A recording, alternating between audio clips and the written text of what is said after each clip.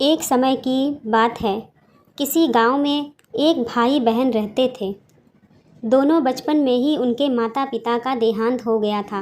बहन सुमन अपने छोटे भाई अजय को बहुत प्रेम करती थी, बहुत स्नेह के साथ उसके सभी काम किया करती थी।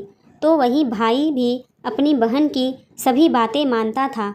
उन दोनों का एक दूसरे के सिवाय और कोई नहीं था। बहन ने भाई को पाल पोस कर बड़ा किया था।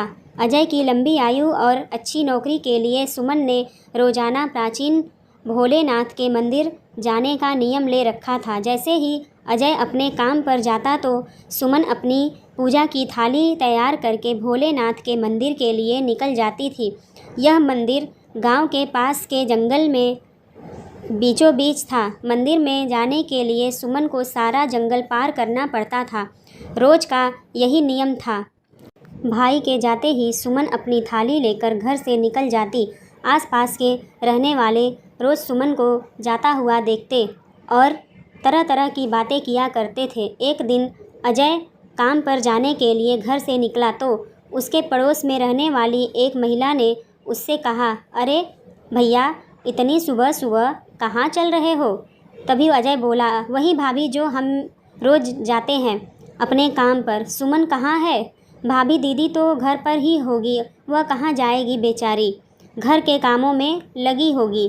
घर के कामों में? उसके कौन से काम घर के हैं? तुम्हारे जाते ही रोज़ वो घूमने निकल जाती है, तैयार होकर घर में ताला लगा कर निकल जाती है।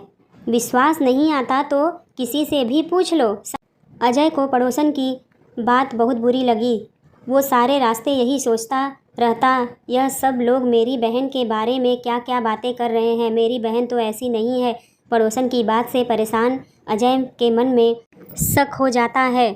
अगले दिन वो अपने काम के लिए घर से निकलता है, लेकिन पास के ही पेड़ के नीचे छुप कर बैठ जाता है और अपनी बहन पर नज़र रखता है। थोड़ी ही देर में सुमन अपनी पूजा की थाली लेकर जंगल की ओर चल देती है।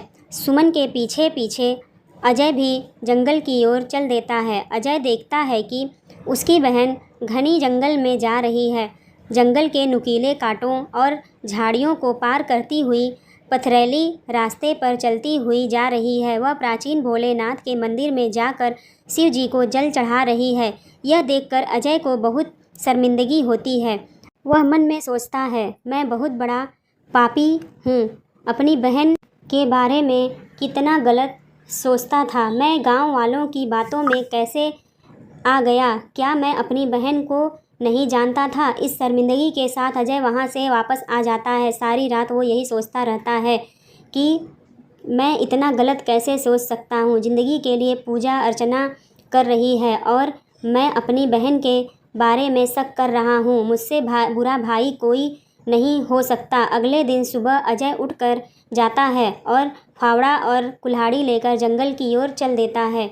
नुकीले कांटों को वो झाड़ियों को पार करती हुई मंदिर जाती है। मेरी बहन, आज मैं अपनी बहन के लिए मंदिर का यह रास्ता साफ करूँगा, जिससे जब भी वह मंदिर में आए तो उसे यह नुकीले व कांटेदार पत्थर चुभे नहीं। रास्ते को मैं साफ कर दूँगा, खुद ठीक कर दूँगा, जिससे मेरी बहन को मंदिर जाने में कोई दिक्कत नहीं होगी। अजय रास्ते को काट कर ठीक करने लगता है। आसपास की झाड़ियाँ को भी काट देता है, जिससे उसकी बहन के लिए रास्ता साफ हो जाता है। अजय अंधेरे में ही सफाई करने निकला था, जिससे बहन के उठने से पहले वो वापस घर आ सके। अंधेरे में अजय को कुछ नहीं दिखाई देता है और उसके फावड़े की चोट से पीपल के पेड़ के नीचे रह रही नागिन के बच्चे मर जाते हैं और अजय को पता भी नहीं चलता। यह देख कर नागिन को बहुत गुस्सा आता है और अजय सफाई करके वापस अपने घर आकर सो जाता है।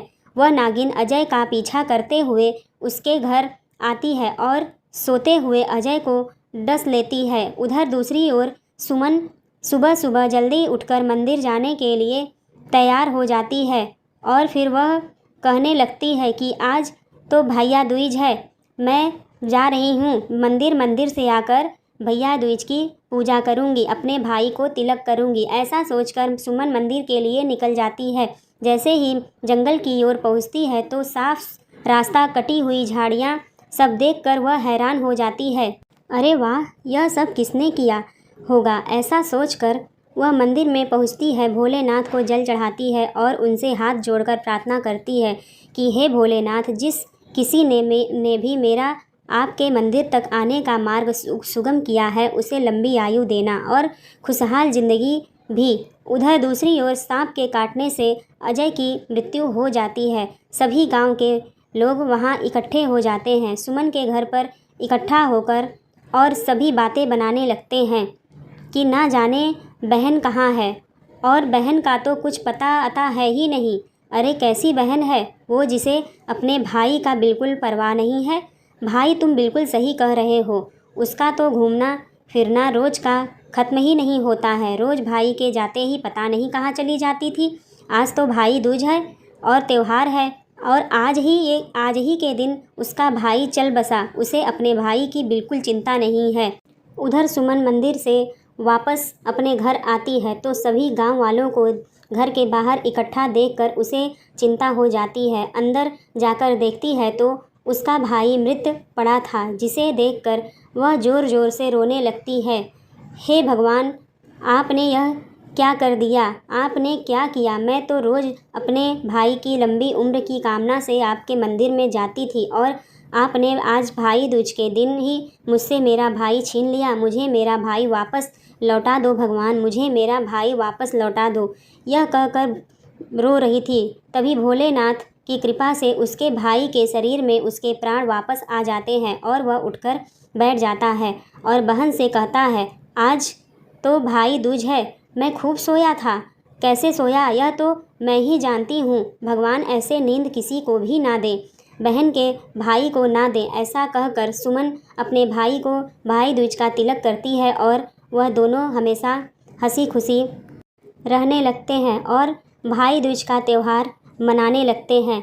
भगवान सबके भाई की रक्षा करना।